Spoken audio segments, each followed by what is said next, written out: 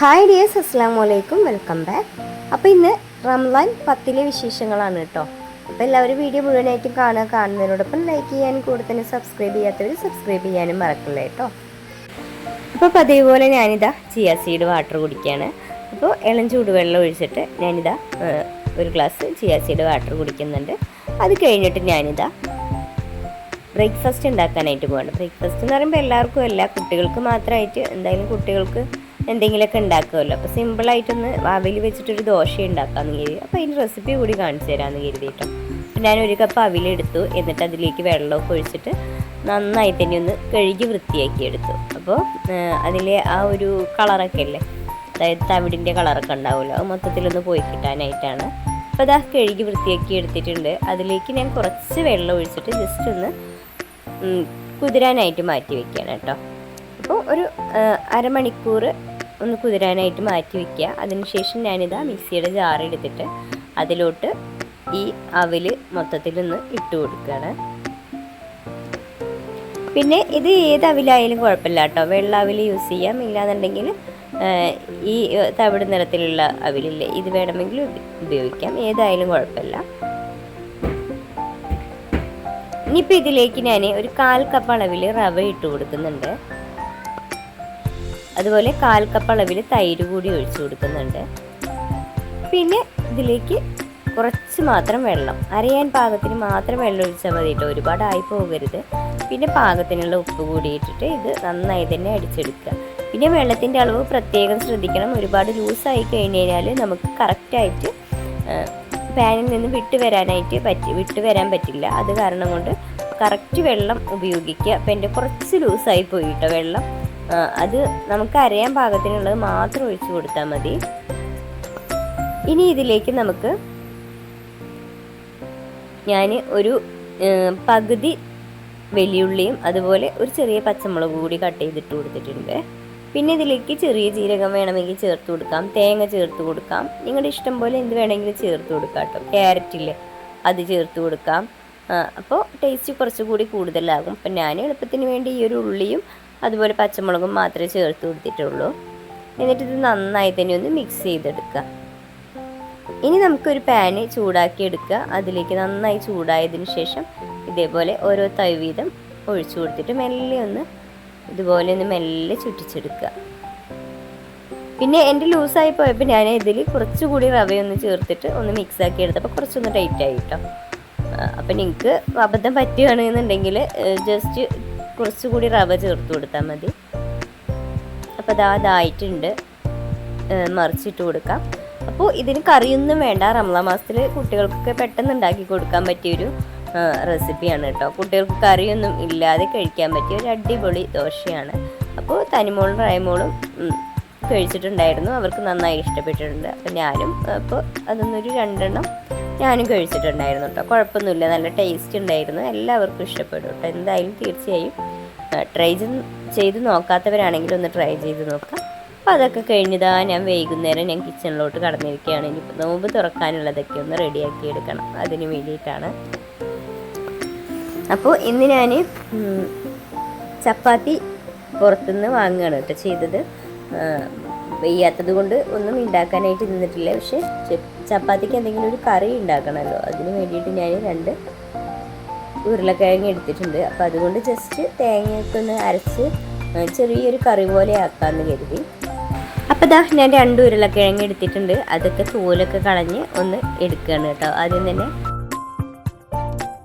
അപ്പോൾ ഞാൻ ഉരുളക്കിഴങ്ങൊക്കെ തോല് കളഞ്ഞ് ഒക്കെ ഒന്ന് എടുത്ത് വെച്ചിട്ടുണ്ട്. ഇനിയിപ്പോൾ അതിൻ്റെ തോലൊക്കെ ഒന്ന് കളയാണ്. അപ്പോൾ ഒരു പാത്രം വെച്ചിട്ട് നമ്മൾ ഇതുപോലെ റെഡിയാക്കി എടുക്കുകയാണെന്നുണ്ടെങ്കിൽ, അതായത് നമ്മൾ തോലൊക്കെ ഒരു പാത്രം വെച്ചിട്ട് അതിൽ നേരാക്കിയിട്ട് വെക്കുകയാണെന്നുണ്ടെങ്കിൽ നമുക്ക് പെട്ടെന്ന് തന്നെ നമ്മുടെ പണികളൊക്കെ എളുപ്പമാകും. ക്ലീനിങ് ഒക്കെ സിമ്പിളായിട്ട് കിട്ടും കേട്ടോ. അപ്പോൾ ആ പ്ലേറ്റത്തെ കൊണ്ട് കളഞ്ഞാൽ മതിയല്ലോ, അത് മാത്രം കഴുകിയാൽ മതി. ഇല്ല നമ്മൾ തറയിലാണ് മൊത്തത്തിൽ തൊളിച്ചിടുന്നത് എങ്കിൽ തറ മൊത്തത്തിൽ നമ്മൾ വൃത്തിയാക്കേണ്ട അവസ്ഥയാണ്. അപ്പോൾ നിങ്ങൾ ഇതുപോലെയൊക്കെ ചെയ്യണമെന്നുണ്ടെങ്കിൽ നമുക്ക് പണി പെട്ടെന്ന് എളുപ്പമാക്കാനായിട്ട് പറ്റും. പിന്നെ ഞാൻ ഉരുളക്കിഴങ്ങൊക്കെ ഒന്ന് തോലൊക്കെ കളഞ്ഞ് ചെത്തി അതുപോലെ ചെറിയ കഷ്ണങ്ങളാക്കി എടുക്കണം കേട്ടോ. അത് വെള്ളത്തിലേക്ക് ഇട്ട് വെച്ചിട്ടുണ്ട്. ഇല്ലാന്നുണ്ടെങ്കിൽ അതിൻ്റെ കളറൊക്കെ അങ്ങോട്ട് മാറിപ്പോകും, അതുകൊണ്ടാണ് വെള്ളത്തിലേക്ക് ഇട്ട് വെച്ചിരിക്കുന്നത്. ഇനിയിപ്പോൾ അതിലേക്കുള്ള ഉള്ളിയും തക്കാളിയും അതുപോലെ പച്ചമുളകൊക്കെ എടുത്ത് വെച്ചിട്ടുണ്ട്. അപ്പോൾ അതൊക്കെ ഒന്ന് കറക്റ്റാക്കി തോരയ്ക്കത് കളഞ്ഞെടുക്കുകയാണ്.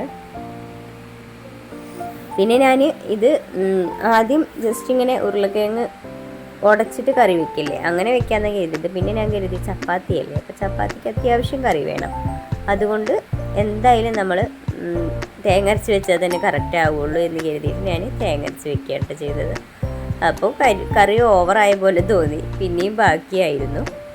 അങ്ങനെ ഇപ്പോൾ അതാ കുക്കറിലോട്ടെല്ലാം തന്നെ ഇട്ട് കൊടുത്തിട്ടുണ്ട്. ഉള്ളിയൊക്കെ വാട്ടിക്കൊടുത്തു. ഇനിയിപ്പോൾ അതാ ഇതിലേക്ക് ഉരുളക്കിഴങ്ങൊക്കെ ഇട്ട് കറക്റ്റ് മസാലകളൊക്കെ ഇട്ടതിന് ശേഷം ഞാനിത് അടച്ച് വെച്ചിട്ട് ഒരു 3 വിസിലൊന്ന് വേവിച്ചെടുക്കുകയാണ് കേട്ടോ. എന്നിട്ടതാ അവിടെയുള്ള സാധനങ്ങളെല്ലാം തന്നെ ഒന്ന് മാറ്റി വെച്ച് അപ്പം തന്നെ ക്ലീൻ ചെയ്തെടുത്തു. എന്നിട്ടിപ്പോൾ ഇതാ ഇനി ഉമ്മാക്ക് വെള്ളം ഒന്ന് കലക്കിയെടുക്കണം. അപ്പോൾ അതിനുള്ളത് ഒക്കെ ഒന്ന് റെഡിയാക്കി വയ്ക്കുകയാണ്. അങ്ങനെ ഉമ്മാക്കുള്ള വെള്ളമൊക്കെ തന്നെ ഞാൻ കലക്കിയെടുക്കുകയാണ്. തീരെ ഉഷാറില്ല കേട്ടോ, അതുകൊണ്ടാണ് ഞാനിങ്ങനെ നിൽക്കുന്നത്, വെയ്യാത്തത് കൊണ്ടാണ്. അങ്ങനെ ഉമ്മാക്കുള്ള വെള്ളമൊക്കെ കലക്കിയെടുത്തിട്ടുണ്ട്. ഇനിയിപ്പോൾ ഇതാ അതൊക്കെ ഒന്ന് മാറ്റി ഒരു സൈഡിലോട്ട് വെക്കുന്നുണ്ട്. അപ്പോൾ ഇതൊക്കെ റെഡിയാക്കുമ്പോഴേക്കും ഇപ്പോൾ ഇതാ ഇവിടെ കുക്കറിൽ വിസിലൊക്കെ വന്ന് ആവിയൊക്കെ പോയിട്ടുണ്ട് കേട്ടോ. അപ്പോൾ ഇതാ ഇനി അതിലേക്കുള്ള തേങ്ങാരപ്പൊന്ന് ഒഴിച്ച് കൊടുക്കുന്നുണ്ട്. അങ്ങനെ ഉരുളക്കിഴങ്ങ് കറി ഇവിടെ റെഡി ആയിട്ടുണ്ട്. ഇനിയിപ്പോൾ ഉമ്മാക്കുള്ള ചായ ഒന്ന് വെക്കാനുണ്ട്. ഇപ്പോൾ കട്ടൻ ചായക്കുള്ള വെള്ളം വെച്ചിട്ടുണ്ട്. ഇനിയിപ്പോൾ കുറച്ച് ഫ്രൂട്ട്സ് ഒന്ന് ക്ലീൻ ചെയ്തെടുക്കാനുണ്ട്. അപ്പോൾ അതുകൂടി ഒന്ന് ആക്കിയെടുക്കാൻ കേട്ടോ. ഫ്രൂട്ട്സ് കഴിക്കണ്ട എന്ന് കരുതി, അതായത് കുട്ടികൾക്കും കൊടുക്കണ്ട എന്ന് കരുതി, പക്ഷേ കുട്ടികൾ സമ്മതിക്കുന്നില്ല.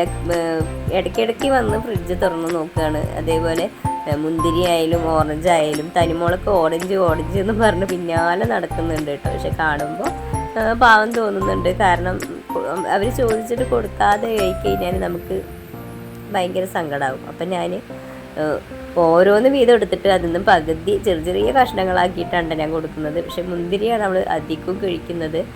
മുന്തിരിയാണ് കൂടുതൽ ഡേഞ്ചർ, തണുപ്പും കൂടുതൽ. അപ്പോൾ പക്ഷെ അവൾക്ക് അത് മതി. അപ്പം അങ്ങനെ എല്ലാവരും കൂടി ഇരുന്ന് കഴിച്ചു കേട്ടോ. അങ്ങനെ ഞങ്ങൾ മഗ്‌രിബായി ബാങ്കൊക്കെ കൊടുത്തൊക്കെ കഴിഞ്ഞ് കഴിക്കലൊക്കെ കഴിഞ്ഞിട്ട് ഇവിടെ ദാ 2 പേരും ചായ ഇരുന്ന് കുടിക്കുന്ന സീനാണ് കേട്ടോ. തനിമോള് അവിടെ ഇരുന്ന് ചായ കുറേ സ്പൂണിട്ട് കോരി കുടിക്കുന്നുണ്ട്, കുറച്ച് കളയുന്നുണ്ട്. അവർ 2 പേരും ചപ്പാത്തി ഞാൻ കൊടുത്തിട്ടുണ്ടായിരുന്നു. അവർക്ക് കഴിച്ച് കഴിഞ്ഞിട്ട് ഞാനിതാ ഒരു 2 ചപ്പാത്തി എടുത്തിട്ടുണ്ടായിരുന്നു. തനിമോൾക്കും കൊടുത്തു, അതിൻ്റെ കൂടെ ഞാനും കഴിക്കുകയാണ്. പിന്നെ എൻ്റെ സൗണ്ട് തീരെ വരുന്നില്ല കേട്ടോ. എന്തായാലും അഡ്ജസ്റ്റ് ചെയ്യുക. എന്താണെന്ന് വെച്ചാൽ വേറെ നിവൃത്തിയില്ലാത്തത് കൊണ്ടാണ്.